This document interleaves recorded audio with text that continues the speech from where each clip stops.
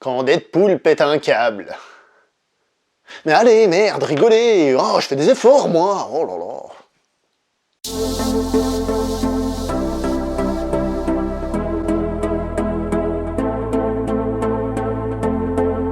Bonjour à toi très cher spectateur et bienvenue pour cette nouvelle critique en post-projection. Il va être question dans cette vidéo du film Deadpool numéro 2 réalisé par David Leitch. J'espère que ça se prononce comme ça, en tout cas dans cette vidéo moi je vais dire David Leitch, co-réalisateur du film John Wick et réalisateur du film Atomic Blonde. Atomic Blonde? Vous vous souvenez pas? Le film avec la scène lesbienne là? Ah, je savais bien que j'allais réussir à vous attraper. Hein. Donc, David Leitch, qui est à la base un cascadeur, rappelons qu'il a été entre autres la doublure d'un certain Brad Pitt dans certains films, et qui est devenu réalisateur, donc c'est quelqu'un qui a un amour de la cascade, un amour des scènes d'action, on pourrait dire à l'ancienne d'une certaine manière, avec des cascades crédibles, authentiques, j'ai envie de dire, même si je suis pas totalement fan de ce qui a été fait, par exemple dans Atomic Blonde et tout, je trouve que même les scènes d'action manquaient un peu de... il y en avait, mais ça manquait peut-être de quantité et de folie dans ces scènes-là. Mais il y a quand même cette recherche qui est intéressante, qui fait que le mec, malgré tout, je l'aime assez bien. Précisons que pour la publicité, il a aussi fait un court-métrage, Deadpool, je vous mettrai le lien dans la description, qui était donc une bonne blague et qui vous donnera le ton du film, etc. Si par hasard vous avez oublié depuis le premier. Moi, je tiens à rappeler que le premier, je ne l'ai pas revu depuis le cinéma. Je l'avais bien aimé au cinéma, hein, franchement, il n'y a pas à dire, j'ai trouvé que c'était un film sympa. Mais comme je l'ai pas revu, j'ai pas beaucoup de souvenirs. Donc voilà. Au casting de ce film, bien évidemment, il y a Ryan Reynolds, je vous apprends rien, qui fait Deadpool, mais chose assez rigolote, c'est qu'il y a Josh Brolin qui fait Cable, je vais le dire à l'anglaise, oui, qui fait Cable, donc câble, Cable, qui... c'est assez rigolo, puisque le monsieur vient de tout péter dans Infinity War, et maintenant il rentre dans un nouvel univers de super-héros. Enfin, c'est le même univers, c'est Marvel, mais c'est pas chez Marvel, enfin bref, vous savez, de toute façon, vous suivez tout ça. Avant de parler du film en lui-même, j'aimerais revenir sur un truc qui est assez rigolo. Est-ce que vous vous souvenez de l'époque de la première trilogie X-Men? À cette époque, ils se sont dit, tiens, on va faire des films qu'on va appeler Origins, et on va aller chez les personnages, et on va faire des origines de certains personnages. Alors ils ont fait X-Men Wolverine Origin, ou Origin Wolverine, je sais pas dans quel ordre, qui a été un film qui a été un peu un four, tellement insulté, tellement gueulé partout, que finalement ils ont annulé le reste. Et le reste, c'était quoi? C'était une origine sur Magneto, et l'autre c'était une origine sur Deadpool. Et c'est marrant quand même, c'est rigolo de constater que, malgré que ça ait été annulé, eh ben ils nous les ont fait ces films. Parce que les origines de Magneto, finalement, on les a eu dans X-Men First Class ou Days of Future Past, donc on a quand même eu cette histoire d'origine de Magneto. Et pour Deadpool, eh ben on a simplement eu le film Deadpool en lui-même. Tout simplement.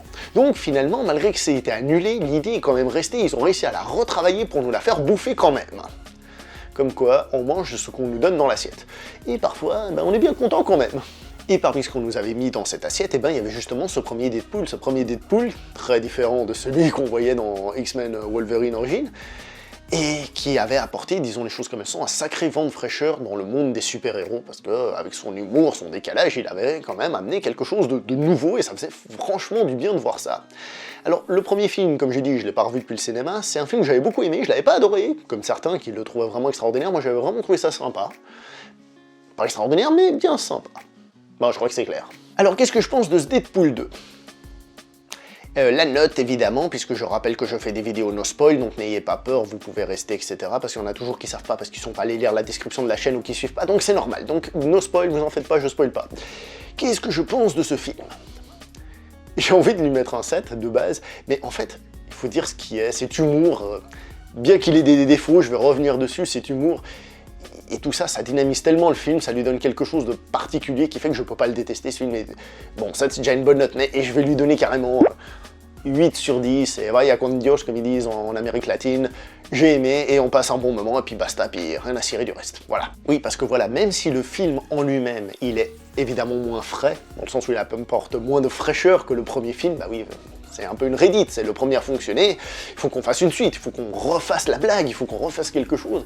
Donc il perd cette fraîcheur, mais il reste quand même quelque chose d'à part dans le monde des super-héros. Dans le monde des super-héros, même si on a commencé à mettre beaucoup d'humour, par exemple chez Thor Ragnarok et tout ça, on n'est pas dans le même genre d'humour. Et par conséquent, Deadpool, ça reste encore quelque chose d'un peu différent. Mention spéciale à son générique de fin, qui envoie des mandales par paquet de 10 à toute la concurrence, que ce soit DC, Marvel, enfin tout ce que vous voulez, hein, le film, il envoie du lourd, et je pense que vous allez bien rigoler, par exemple, à ce moment-là. Je raconte la fin du film, est-ce que c'est du spoil?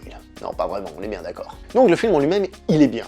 Disons les choses comme elles sont. L'histoire est, entre guillemets, assez classique, c'est pas hyper original, mais franchement, c'est assaisonné de blagues et tout ça, et on passe un très bon moment. Le problème avec cet humour, c'est que c'est un humour hyper référentiel. Et c'est un peu un problème, parce que si on n'a pas vu la chose à laquelle la blague fait référence, eh ben on comprend pas la blague. Vous me direz, oui, mais on connaît, ouais, mais parfois on peut louper des blagues juste parce qu'on n'a pas vu le film auquel il fait référence.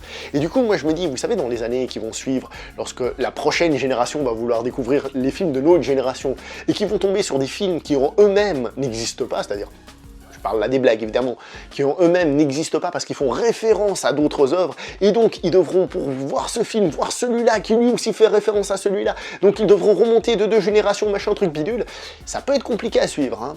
Donc c'est un peu le souci, c'est que cet humour, comme j'ai dit, il n'existe pas en tant que tel parce qu'il fait référence, et donc il faut connaître la référence pour rigoler.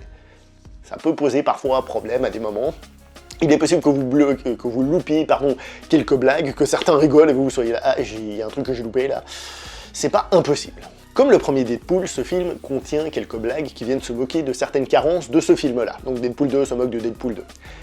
Alors c'est sympa de le faire, franchement, de pointer du doigt ces choses-là, mais en même temps, ça ne corrige pas ces carences.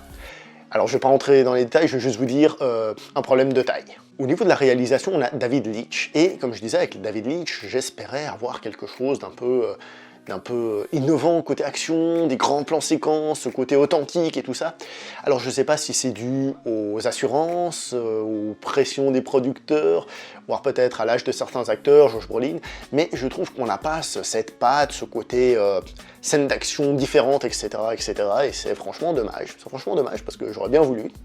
Alors, je dis pas que les scènes d'action sont mauvaises, qu'on s'emmerde, etc. Non, c'est très bien, mais c'est dommage, j'ai pas cette petite touche d'authenticité en plus, ce petit truc en plus, cascadeur, etc.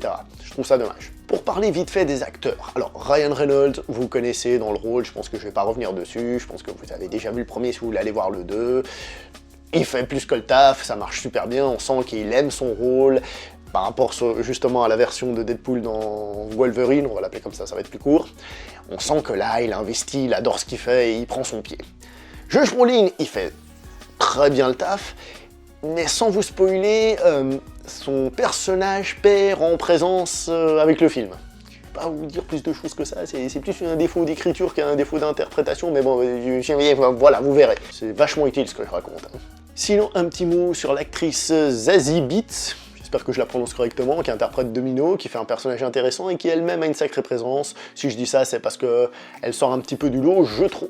Donc au final, qu'est-ce qu'on a? Soyons honnêtes. On a un film qui est vachement divertissant, qui est drôle, il y a de l'action, il y a ci, il y a ça, c'est pas révolutionnaire, c'est pas un film qui va changer quoi que ce soit, de toute façon, je pense pas que c'est ce qu'on demande à ce genre de film.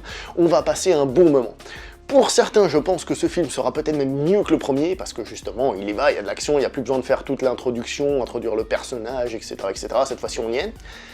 Et puis pour d'autres, bah justement, il y a peut-être plus ce vent de fraîcheur, aussi frais qu'avant, qui fait que peut-être le film sera moins puissant. Donc, comme d'habitude, c'est chacun pour soi. Moi, j'aime beaucoup, et franchement, on rigole bien, et il y a de l'action. Si vous aimez l'action, le divertissement, rigoler, enfin, je connais personne qui aime pas ça, et ben vous allez aller voir ce film et passer un bon petit moment, tout en sachant évidemment que ça va pas révolutionner l'histoire du cinéma intergalactique, ni le cinéma terrien. Voilà, c'est tout pour cette critique en post-projection. On se voit prochainement pour une prochaine vidéo. Jusque-là, s'il vous plaît, portez-vous bien. N'oubliez pas de liker, de partager, de vous abonner, de vous laver les mains après être allé aux toilettes, parce que sinon c'est dégueulasse.